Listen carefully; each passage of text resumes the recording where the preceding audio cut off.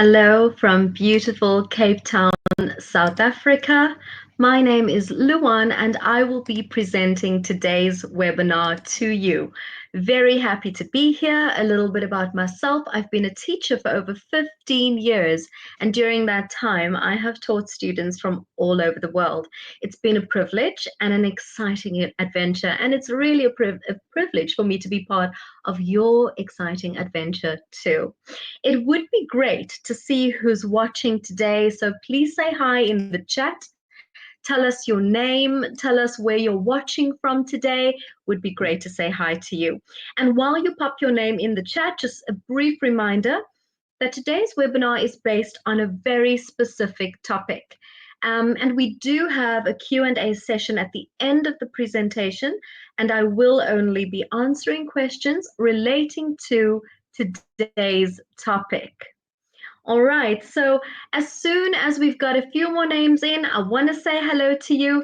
But yes, a reminder that if you do have any questions outside of today's topic, for those of you who have been on the course for a while, you'll know to pop those into tutor support, where we will help you as soon as possible.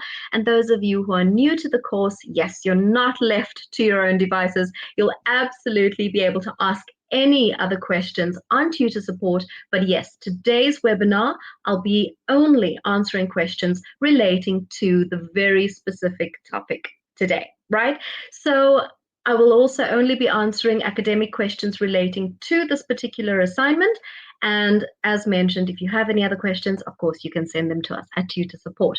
Right, so we've got visitors. Wow, okay, so while I have been focusing on the house rules, a lot of names have come in. So we've got visitors or viewers from the United States. We have viewers from Cape Town, viewers from Japan. Wow, also from South Africa, Hungary. Wow, the UK. Welcome to you. It is fantastic to have you all here, and Happy New Year to those of you who have just joined. All right, so just a little bit about today's topic. It is in relation to the assignment C on the level 5 course. So we will only be discussing that particular assignment. So those of you who are looking at the assignments or getting started, those of you who are specifically looking at assignment C and about to start that, you'll find today's webinar really, really useful. I guarantee you by the end of this hour together, you'll know what to do. And if you don't know exactly what to do, you'll know which questions to ask. All right, so let's have a look about the topics we'll be discussing today. And also, yeah, just a little bit about the assignment in general before we get into the nitty-gritty and into the specific parts of the assignment. So in today's webinar, the following topics are going to be discussed. We're going to look at the evaluation of the textbook essay that you're meant to write. We'll also be looking at that selection process of an authentic text and also the creation of 3 follow-on activities for a group of advanced students. And then also we'll be looking at that second essay, explaining your motivation of your choice of text, your tasks, your vocabulary, and then finally, a brief but all-important look at the bibliography, how to reference things, why referencing is so important, particularly in this assignment. So let's get going to the very first section. So a reminder to those of you who have just logged on, just signed in, firstly, welcome, but also that today's webinar is specifically related to level 5, assignment C. All right, so as mentioned, the very first part of the assignment is all about evaluating a textbook. So think about it like a book review, but instead of a review, a review is something that you write once you've read the book. The evaluation is more a process whereby you're looking at certain parts of a textbook, looking at its perks, the characteristics of the book, and then writing an evaluation on whether or not you feel that this book would be user-friendly for you. So the chapter that we provide is a chapter from a very specific course book, and the scope, the index are all provided on the instructions page, and you're to write an essay to evaluate the suitability for a particular class, and this is a class of advanced students. As a teacher, going forward, you're bound to find yourself having to select a textbook. So this evaluation is particularly good practice for you. So we have provided a checklist for the evaluation. The questions listed are guidelines for your evaluation. There is no perfect textbook, so a teacher needs to decide what would work best for the course aims, the group of students, and so on.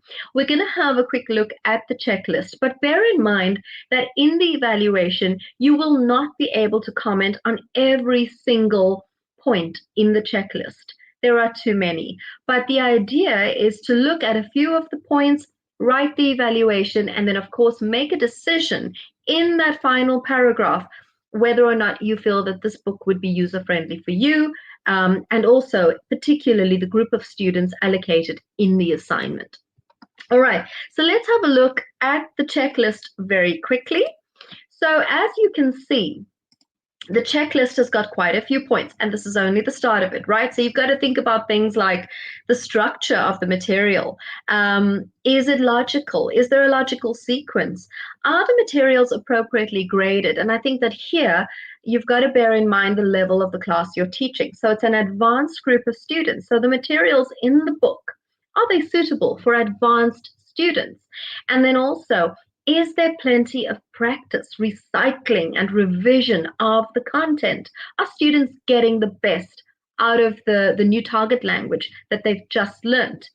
Is there a teacher's book with answers and extra resources? So maybe this information isn't in the scope or sequence or in the content that we provide, but this is perhaps where a little bit of external research might help you.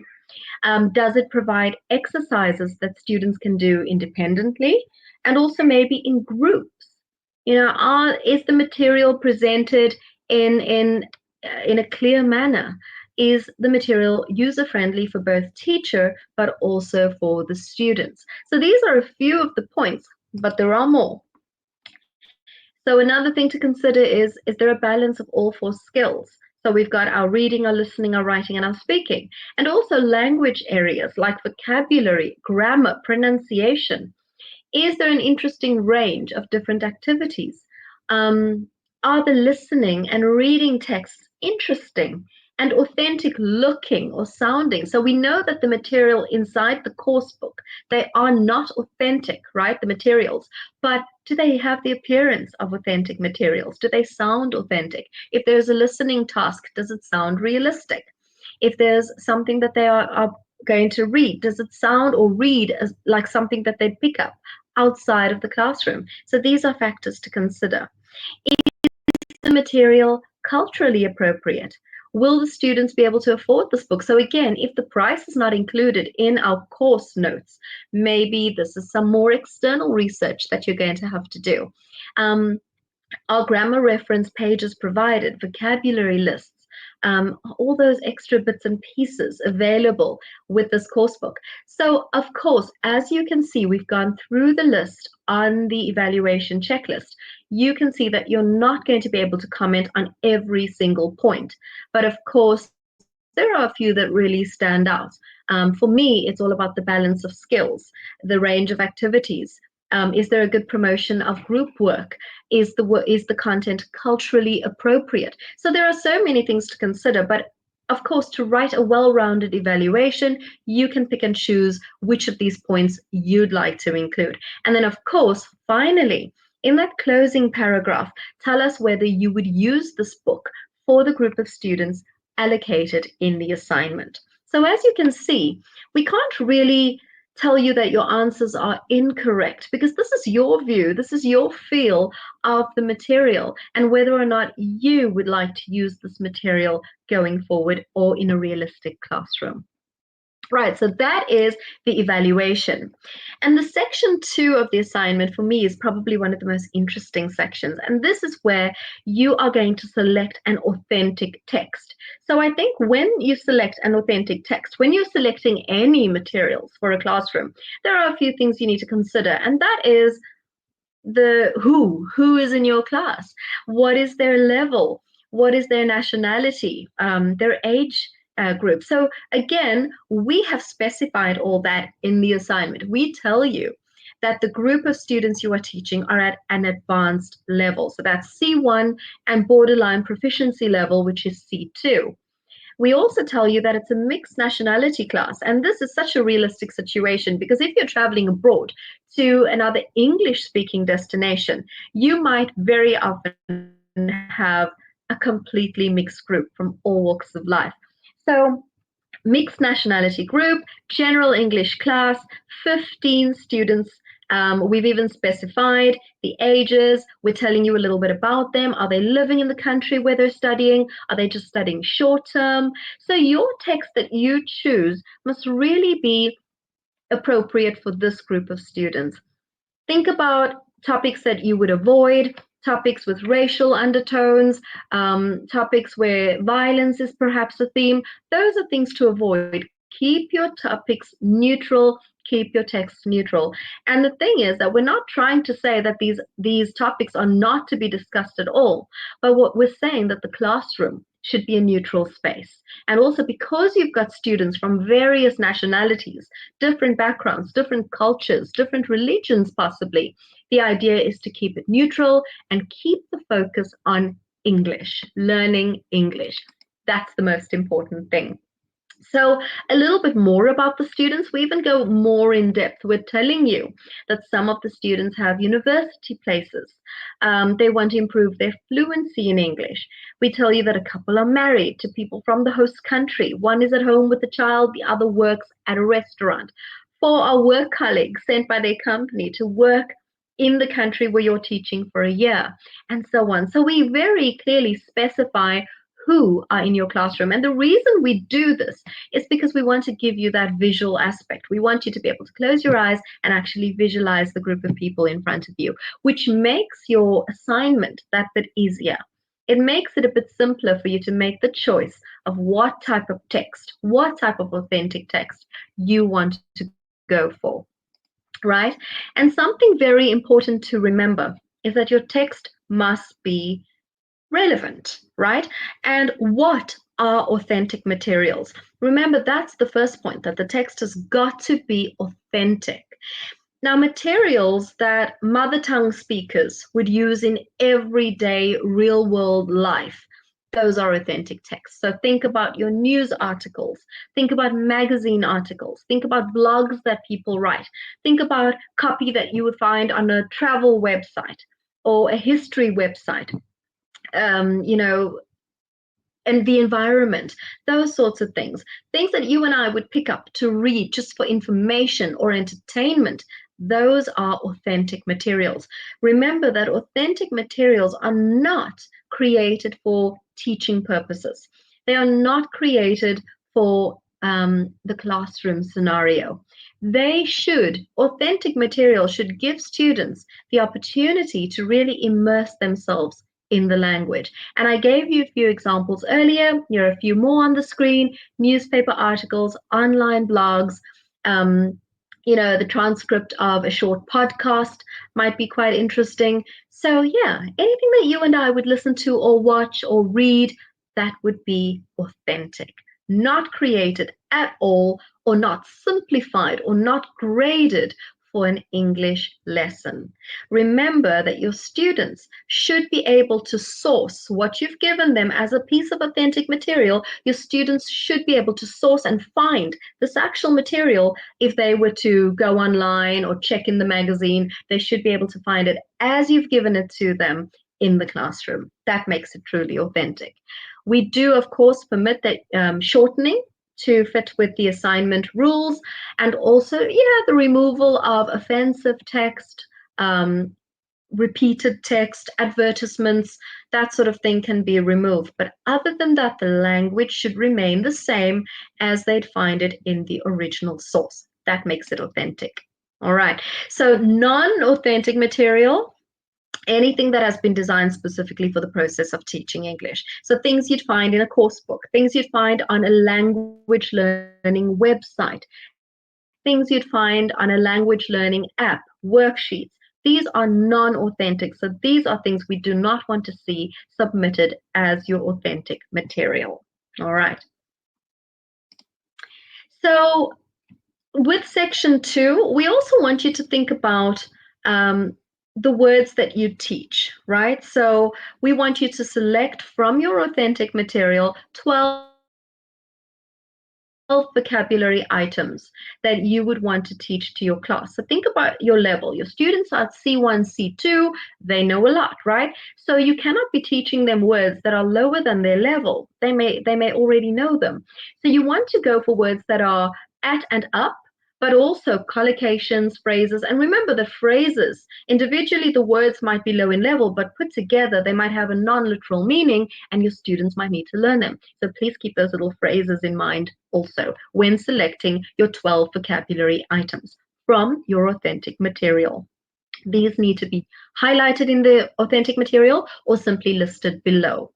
And after you would be pre-teaching the 12 vocabulary items, your students may have used the text, your authentic text for a comprehension lesson. We want you now to create 3 follow-on activities. As teachers, we are always using one piece of text in many different ways, right? So that's what we want you to think about. We want to give you the practice of creating activities using one piece of material. As teachers, we're busy. We're always having to look for materials. So why not use one piece of material in many, many different ways? And that's exactly what we're testing in this assignment. So we want you to take that piece of text that you've selected, and we want you to create 3 activities. 1, a dictionary skills task. 2, an online activity. And that's not to say an activity that they must do online, but an activity that allows your students to use online resources like computers, websites, apps, that sort of thing. And the third task is a follow-on task, and I'll tell you a little bit more about that. Your activities need to be stimulating, interesting, challenging, and engaging. And also remember, please, it is a course and assignment rule that there is no AI permitted for this assignment. That includes the creation of your text, that includes sites that check grammar and spelling. Those are all regarded as AI, and we do not permit the use of AI. As a teacher, as you go forward, yes, of course, you'll be using AI in your everyday life to create things. But for the assignment, because we are trying to test your understanding of the course material, no AI permitted for the assignment. All right. Okay, so we're going to look a little bit more at the follow-on activities. And the first thing that you need to remember is that you'll be creating a few teacher instructions. Because why? You're not only creating these activities for yourself, you're creating these activities to share with other teachers because sharing is caring. And also, teachers learn from other teachers. Teachers swap materials. Teachers borrow and lend from others. So these are activities that you're creating, yes, primarily for your own group of students, but it's also to put in the archives and allow other teachers to use them too, which means that you need to write a very clear set of teacher instructions. And that would be, so if I'm creating the activity and I put this activity on the teacher's table, available for another teacher, that teacher should know exactly what they need to do to set up this task. So the teacher instructions are what the teacher has to do, not what the teacher has to say, and not only what the students have to do. How would the teacher need to set up this task? For example, divide the class into an even number of small groups. Give half the class handout A, give the other half handout B. Make sure everybody has a dictionary. Allocate 10 minutes for the first section, 15 minutes, 5 minutes, whatever your time frame. But can you see that the instructions, the teacher instructions, are basically writing these instructions so that another teacher, if they wished to do the activity with their class, they would know exactly what to do. So remember, if you send us teacher instructions that are written in direct speech, that the teacher is giving to the students instead of for another teacher, we would have to ask you to resubmit and rewrite those teacher instructions so that they are user-friendly for another teacher. I hope that's clear. If not, ask me later. All right, so the first activity that you have to create is your dictionary skills task, right? So at this level, your students are at an advanced level, they're adults, they're learning to use academic tools like dictionaries. Now, of course, they'll be able to use a dictionary in their own language, but you're teaching them about the English dictionary and what all those different things stand for in an English dictionary, how to understand definitions and that sort of thing. So the focus here is dictionary use, using the vocabulary maybe in your text or related to your topic. I would say select the vocabulary from your actual authentic text. You can use some vocabulary related to the topic, but I would say so that your students can see the words in context, use the vocabulary from the text. It can be your pre-teach vocabulary, or it can be an entirely different set of words from the same text. Provide clear instructions for your students what to do. Are they to look for meaning? Are they to look for the form of the word? Are they to look for pronunciation of the words? Are they supposed to find synonyms, antonyms, word families, collocations? Are they meant to find the etymology of the word, the register of the word? Is it a formal word? Is it an informal word? Is it slang? So these are all things that you can have your students look for. And if you plan to use a worksheet, please include it. Don't just tell us, I will give my students a worksheet. If you do that, we need to see the worksheet. And I always say that a worksheet is a great tool. It gives you practice designing worksheets, but also it gives your students something tangible to take home, something tangible to use when they study. So remember to include your worksheet, and if you do include one, label it clearly. Tell us that this is the worksheet for the dictionary activity. Right. So the very next activity that we're looking at is the online activity. And remember what I said to you earlier, it doesn't need to be an activity that you've created online, as in an online site where your students have to log in to do the activity. It doesn't need to be that. It just needs to make use of online resources, online tools, right? So your students need to be able to explore online. Make sure that this is not just another listening or reading task, because remember, they've already read or listened to your authentic material. A better option would be research around the topic, provides clear set websites for them to use to get them started, and also remember to include at least 3 websites on their worksheet. Reference these websites, but also remember that Google is not sufficient. Google is a search engine that takes them just about anywhere, whereas we want you to find websites that your students can specifically use to explore the topic in your authentic material. Reference these websites. This is so important. An example of a nice online activity would be, say, for example, your authentic material is based on the topic of travel. Then here, with the online task, you could ask your students to plan a trip or research a holiday destination, to put together a package trip to, explore different places they'd like to go to, places they wouldn't like to go to. Make sure that your questions that you put on the worksheet are a bit challenging, not just yes or no. Have them apply a bit of critical thinking. Have them explore these online sites, not just have to read lots of information, but actually explore the sites and compile something at the end of the process. Make sure that they get their information from several sources.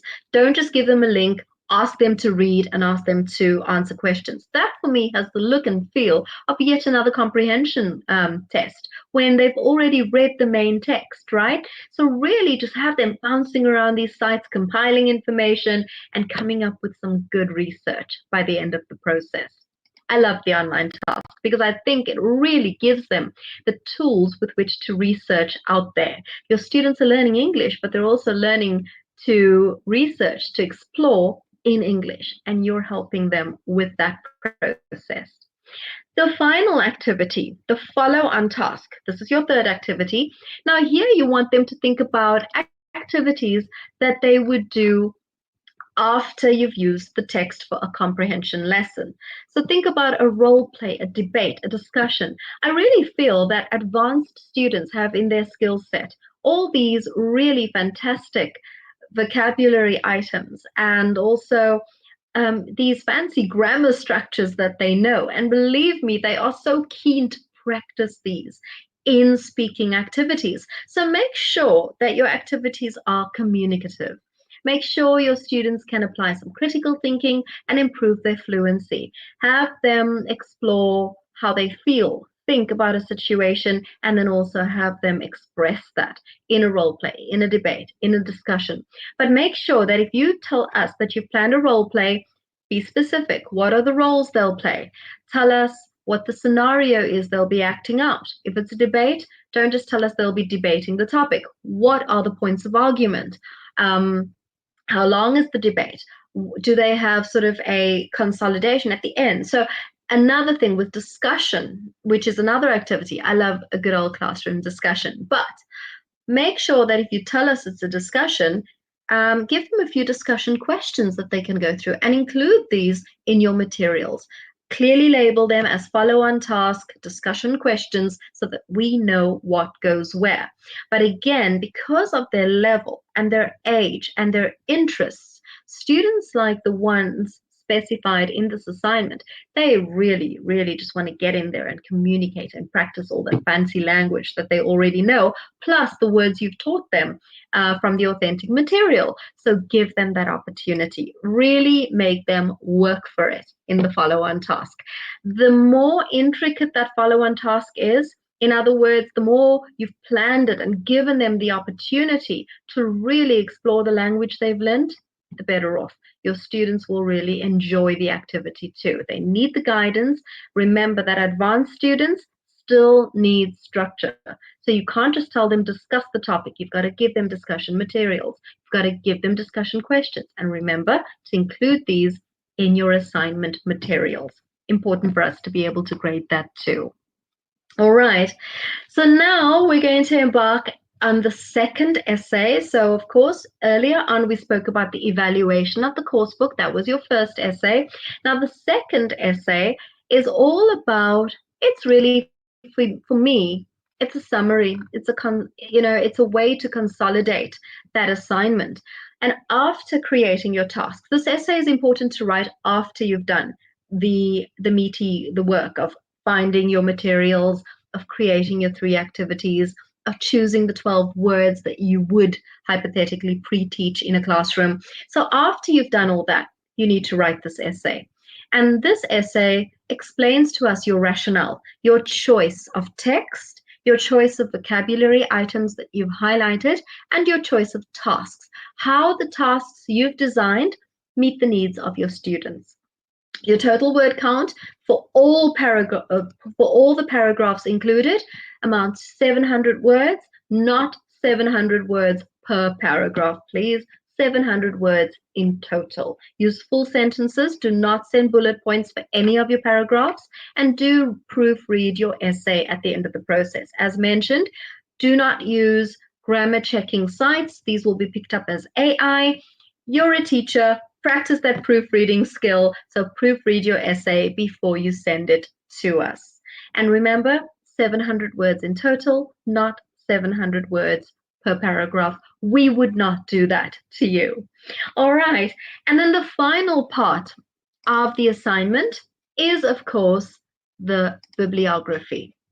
Now, as you can see, this is an assignment that really includes quite a bit of online exploration, use of materials that you've sourced yourself, the use of materials beyond our coursework. Of course, you can see that happening in this assignment. So it is very important, not only so that you can track and find materials you've used, but also for legal purposes to reference everything.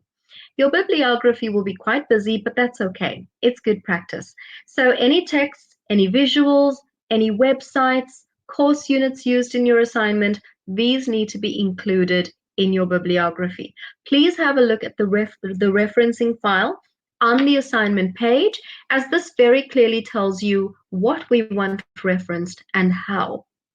What kind of information to include. You might not be able to find absolutely all the information required in a reference, but do please provide as much as you can. And then, of course, something very important to remember is the date you access that material, to put that right at the end of each reference too.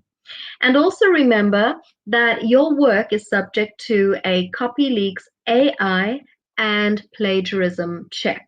This is to ensure that the course, your work, the qualification all have integrity. So we permit an up to 30% score for plagiarism and for AI, because we know that you will be using materials sourced from other places on the internet, in other books. So we do expect that there will be a slight score based on for plagiarism and also AI. But something to remember is that your authentic text, the authentic material that you submit, this will have a high plagiarism score. Please don't be alarmed by this. This is normal. This is expected. The markers are aware that this will happen. They're okay. Do not panic. Another file that might also flag a high plagiarism or a high plagiarism score would maybe be the bibliography, because again, your bibliography is a summary of bits and pieces taken from other sources. So yes, your bibliography might also flag a high plagiarism score, but this is okay. Again, we're aware of this, we know why, and we will absolutely still accept your files.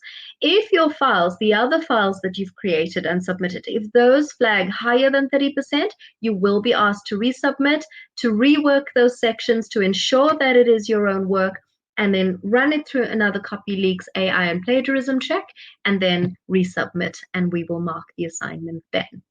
All right, if you do need help with any of this, please contact tutor support. Of course, we will be more than happy to answer your questions, to help you through the process, and just to get you feeling comfortable. With the assignments, they're not to catch you, they're to assess your understanding, but also to make you a stronger and more well-rounded teacher by the end of the process. So I almost want to tell you to enjoy the process of creating your assignment. I know that so many students do. Don't be nervous about the assignments. Take it step by step. Send us tickets the minute you feel stuck. As many of you are aware, we're not able to preview any of the coursework that you've already compiled, but we absolutely can answer questions just to let you know that you are on track. All right, so that's tutor support, where we are waiting for all your questions.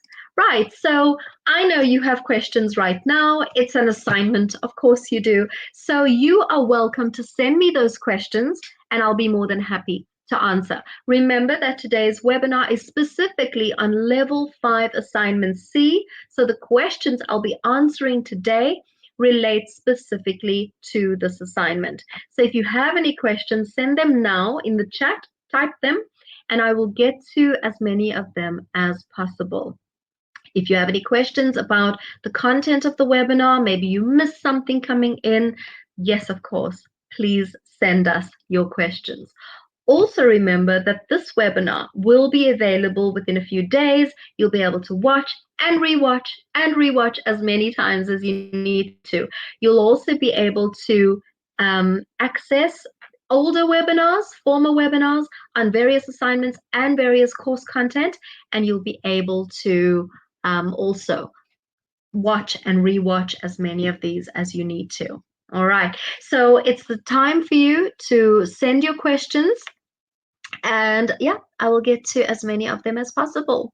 All right, so Jada has left us a comment. Wow, assignment 3 consists of both lesson planning and written essays. What a challenge. Yes, it is. And that's because, Jada, we cannot observe you teaching your lessons. So as TEFL, as a TEFL course provider, and as a, we give this amazing, prestigious qualification at the end of the process, but we can't watch you, we can't observe you, unfortunately, teaching these lessons. So all we have to go on is the files that you submit, your essays, your views, your planning, and basically the information that you're providing. These bits and pieces are what we use to visualize these tasks in a classroom and actually give you some constructive feedback. And remember, please, all of you, this is something so important that I need to mention. If you do need to resubmit, it's not a big deal. If you do need to resubmit, it simply means that maybe there are one or two sections that just need fine tuning, or maybe the tutor just needs a bit of additional information to better understand and visualize your process. And then we will be very specific. Please remember that a tutor will never ask you to resubmit without telling you why. If you feel that we've not told you why, you might have missed our feedback and you need to just scroll down, click on your grade, scroll down and find the feedback at the end. So yes, it is a bit of a process, but as mentioned, it's to give us the assurance that you do understand the course content and to better visualize what you've planned. All right. And then we have another question from Madison. Thank you for the clarification. You're very welcome. Do we select the textbook essay or is it chosen for us? Right. So Madison, we provide the textbook sample, so to speak. We give you the textbook scope, sequence, one of the units, and you then write your evaluation based on that. So absolutely, you are given the materials. The only materials that you need to source yourself are your authentic materials, and then of course whatever materials you're using to create all those activities that we ask you to plan. And remember, the activities are meant for after your students have read the text and learned the words.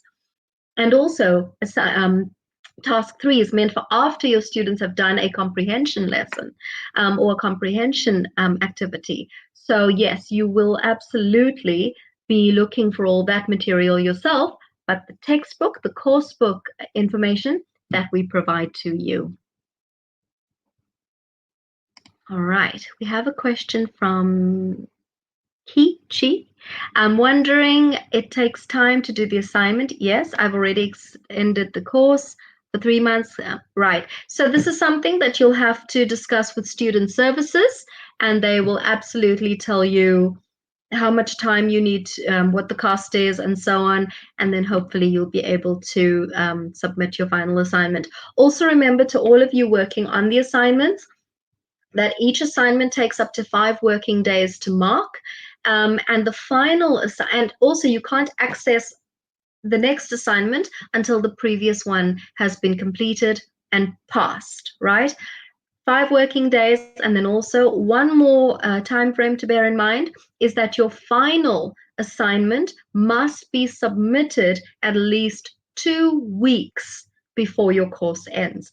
And this is so that we've got time to mark the assignment and that you've got time to resubmit if that is necessary, so that you've got the luxury of a little bit of time at the end of the process and there is no rush. If you're submitting your assignment a day or 2 before your course ends, your course will expire and we will not be able to see, access, or view the assignment at all. And you would have to reopen the course and extend. So please remember, your final assignment, since this webinar is about the final assignment, that last assignment must be submitted at least 2 weeks before your course ends. All right.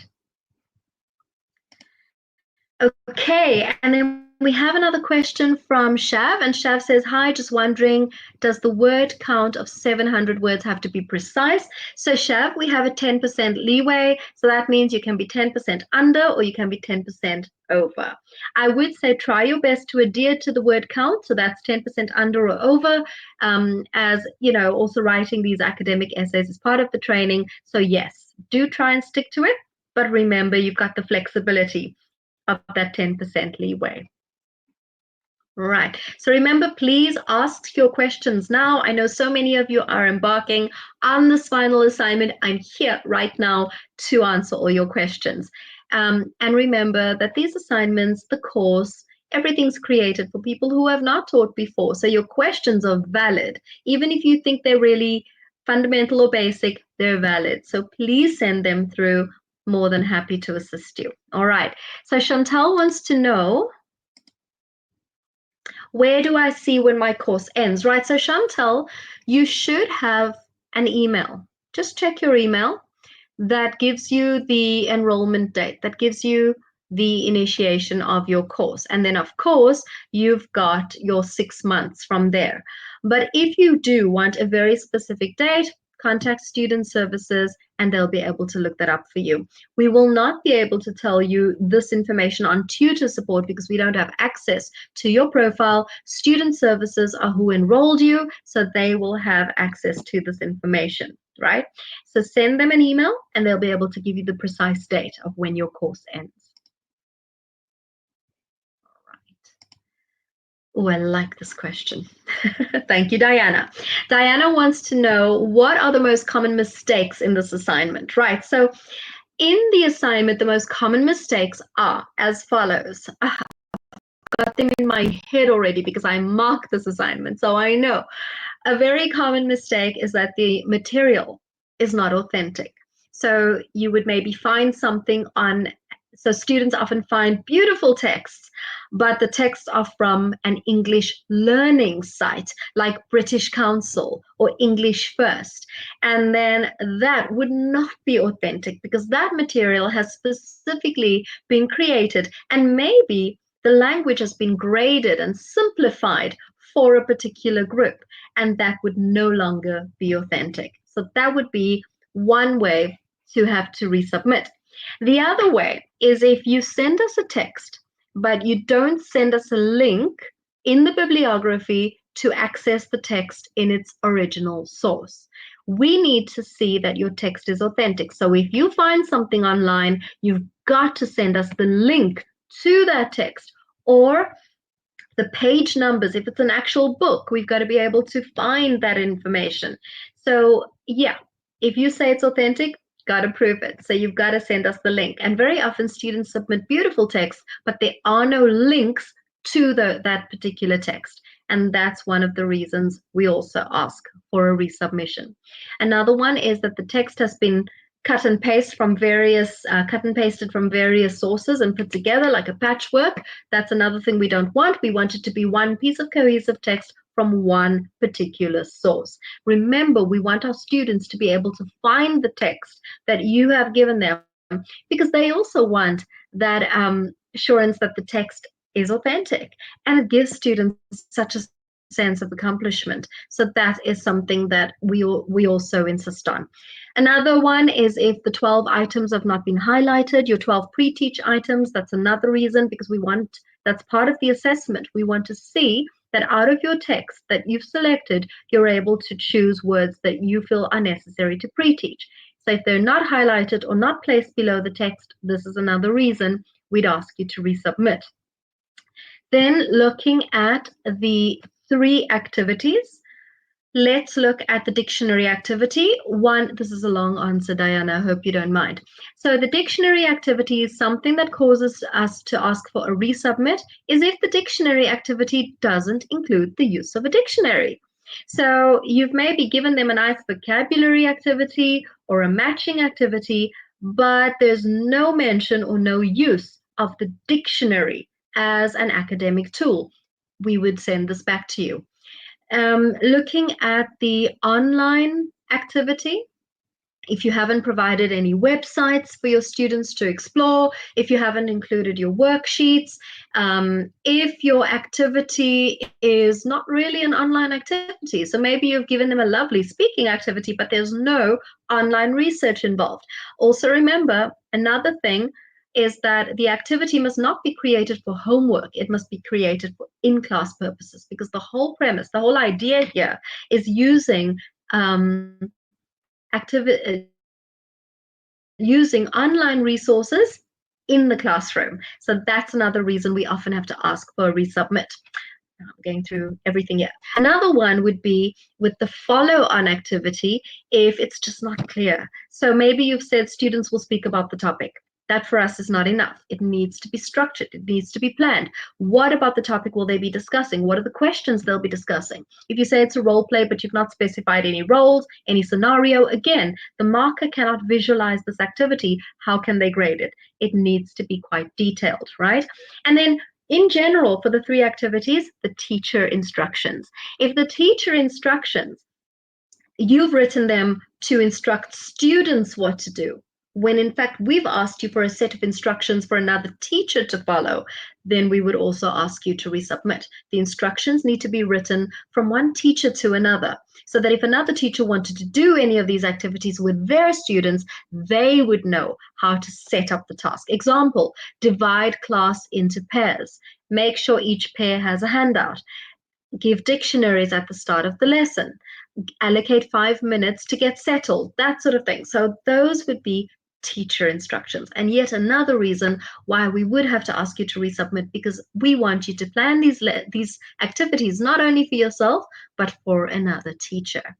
With the essays, as mentioned, the essays are very much your feeling, your opinion, your process. So, unless there are very bad grammatical errors in your essays, or they're not clear, or you've written them in bullet point form instead of a cohesive paragraphs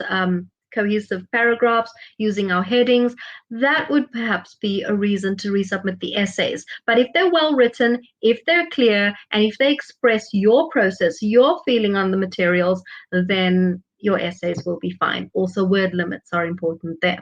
So to answer your question, Diana, 6 hours later, those are some of the reasons that we often have to ask students to resubmit. With distinctions, as mentioned, you just need to follow the instructions. Make your, at the end of the day, a pass is if you've met all the criteria. Merit is if you've done very well. A distinction, we don't really have a set of rules as to, but it's also about how well your activities will work in the classroom, how clear they are to your marker, how challenging they will be for your students, not just simple, straightforward activities, but something that really encourages that critical thinking process. Those are some things that we will take into consideration when allocating the pass, the merit, or the distinction. Hope that's helped. All right, let's see. Christina has asked us regarding the dictionary activity. We are asked to come up with a very challenging one. Can you give examples or a clue where to find an idea? Christina, I want you to think about the dictionary and what you find challenging about it, right? So when I open up the dictionary and I see all those funny squiggles next to the word, there's the definition of the word, the meaning, right? It's not just a straightforward description of what the word means. There's the meaning of the word, there's the form of the word, there's the phonetic pronunciation of the word, there are synonyms, there are antonyms, there's what the word collocates with, what word families associated with the word. So is the word a formal word, a slang word, colloquial word? There are there are so many more aspects to explore in a dictionary than just the meaning.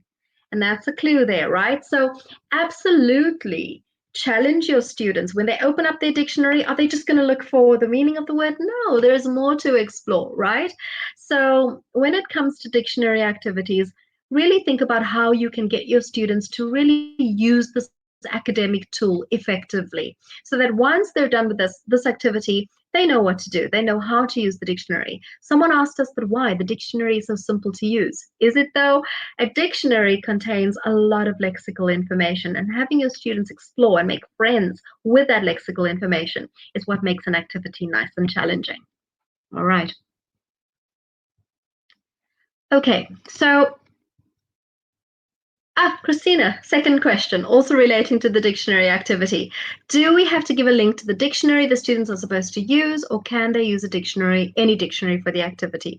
Right, so Christina, this is up to you. But if you are going to specify a dictionary, you're going to have to reference it in the bibliography. So when it comes to dictionaries, I will tell you that I like to mix things up a little bit. I like to give my students a paper dictionary, and I also like to get them to use an online dictionary. And the reason is an online dictionary, if they've got online resources, if they have a smartphone or a cell phone, or they have a tablet or a computer, yes, they'll have access to an online dictionary. However, if they don't, they're going to be using the good old paper dictionary. So one might as well give them a little bit of practice with both. And then, yes, you're going to have to reference these too. And Christina, I would say just reference everything you use. I think that's just a safer way to go. When it's an online dictionary, Yeah, I would give a link to the dictionary. I would specify which dictionary I wanted them to use. I would then open up the activity and tell them, well, you can also find a few other resources that you enjoy using. But then, as mentioned, yes, I would also give them a paper dictionary to practice with, just in case you're in a situation one day where you don't have the luxury of lots of online resources. All right. Any other questions? We've almost come to the end of our webinar, so now is the time, people, to ask all your important questions. We want you to do well in the assignments. We're not there to fail you. We want to see you pass. Part of the process is asking questions. If you do have questions or you get stuck or the instructions don't make sense to you, send us a ticket at tutor support rather than finding your way in the dark and then having to resubmit. Just a reminder that we cannot preview your work. So if you send us all the bones of your activity and then ask us, is this okay? We're not going to say, yes, it is, or no, it isn't. We're then just going to tell you what the activity should be and what to avoid. If you're sending us a worksheet to preview, if you're sending us authentic text to preview, we're going to have to just remind you what is acceptable, what is not, but we will not be able to open and look at your materials. And that's because of our 3-submission policy. 3-submission, don't leave my hands behind the Q&A. The 3-submission policy, and that's just to be fair to all our students. So we won't be able to preview your work. All right. Any other questions? Ask before we have to say goodbye. It's the time to do it. Also remember that all the information from today's webinar is available on the course. It's available on the instructions page, and of course at Tutor Support, we are there to assist you. All right. So we've got another question here from Madison. Thank you for your question. Is there a time limit on each of the tasks, right? So remember that an average lesson is about an hour. It's a 60-minute process. So the activities that you design should really fit into that hour. I'm not saying all 3, but you might not even do all the activities on one day. You might do the dictionary activity today, you might do the online activity tomorrow, and the follow-on one on the next day. So again, just take your 60-minute time frame into consideration. Maybe your dictionary activity will be 15 minutes, maybe it'll be 20 minutes. Maybe the online activity is an hour or 40 minutes. Maybe the communicative follow-on task would be 15 minutes or 20 minutes or 30 minutes. So again, play around with those times. Look at what you've designed and look at what a suitable time frame would be. Something that I also find that students do not take into consideration is, your students, yes, they're advanced, they're high level, but they're still learning, right? So whereas you can use a dictionary very quickly, they're learning the process. You know how to explore your favorite sites, and you do so very, very quickly. Your students are still learning this process. They might know how to explore their own sites in their own languages with ease and very quickly. But in English, this is new. So take that into consideration when planning your time. Think about how long you would take, and then maybe, add a few minutes, maybe double up. I don't know. But really do take into consideration how long it might take, and don't rush your students unless it's a timed race kind of activity where they've got to speed up a little bit. Yeah, okay, then time, it's time sensitive. But in most cases, I like to give my students the time they need and deserve for the activity. So again, yeah, that's something to take into consideration. All right. And then we have another question. If our original text comes from a newspaper or magazine article, we must, of course, include it in the bibliography. But do you need a scan of the title page and contents page if available too? No. So if it is from an online magazine or an online newspaper, send us the link and maybe even copy paste the original into the assignment notes. If, however, it's from an actual newspaper, as in not an online source, yes, then we would need 2 things. We would need something scanned in so that we can actually see the material, but also also we're going to need the material typed out. So we're going to need it typed out into our template, not scanned as an image only. The reason for this is because we want to take your text, we want to copy paste it, we want to check your word count, we want to be able to lift text and see that it's authentic, we want to be able to play around with your text a little bit. So you do need to send us, yes, a scanned copy so that we can actually see it comes from an actual newspaper or magazine, but also a typed out version in Word and then changed to PDF, because we're going to need to access the actual text. I hope that makes sense. All right. Logan has asked, can we choose any topics that we want, or are we limited to the book that you sent? Right. So Logan, I don't know if you are talking about... Right. So when it comes to choosing your authentic material, the topic is up to you. You find a newspaper article, you find a magazine column or an article, that topic is completely up to you. But now you're talking about the book we sent, and I'm wondering whether you're referring to the course book on which you are meant to base your evaluation. Remember, these are two separate sections of the assignment. So for the authentic material, just to clarify, you can choose your own topic. For the evaluation essay based on the course book, that evaluation you base on the course book sample we have sent you. I hope that's clear. If not, Logan, send us a message and we will happily clarify this for you again, if I have not answered your question according exactly to how you've asked it. All right. All right. Any other questions? I think I have time for one more. So please send your questions before our time runs out so that I can assist you today. I love assignment C. I think you can pick that up. So I love answering questions about assignment C. So please send them as soon as you think of them. I'm going through the archives here to see if I've missed anything, but yeah, please ask your questions and I will get to them. All right. And you're welcome. All right. So I think that we've come to the end of today's webinar. There are no more questions to answer, but if you think of anything through the course of the evening or when you get started on the assignment, remember, tutor support, we're happy to answer any questions that you may have.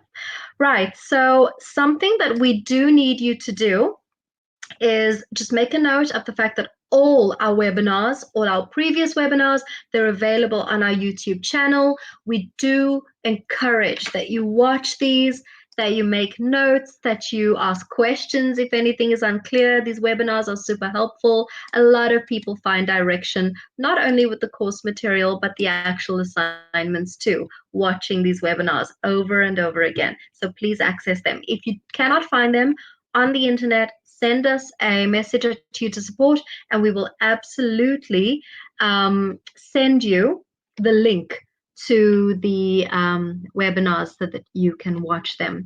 Something that we're also going to need you to do before we say goodbye is to fill in the survey, which I'm posting in the chat right now. Right, I think you should be able to see it. I've put it in. If you've already filled in the survey, that doesn't matter. If you have access to do it again, tell us how you feel. Tell us what you liked about the webinar. Tell us things that you might want to explore a little bit further. And as mentioned, if I did not get to all your questions, if I missed something, I do apologize. Please do ask us on tutor support because we are 100% available and happy to answer any questions that either we've missed or that you might have a little bit later on. All right, and then yes, the survey I've put in the chat. I'm also going to display it on the screen. It's been wonderful having this time with you. Please join us next week, same time, same place, another fantastic TEFL topic. So again, thanks for your comments, thanks for your questions, and yeah, see you next time.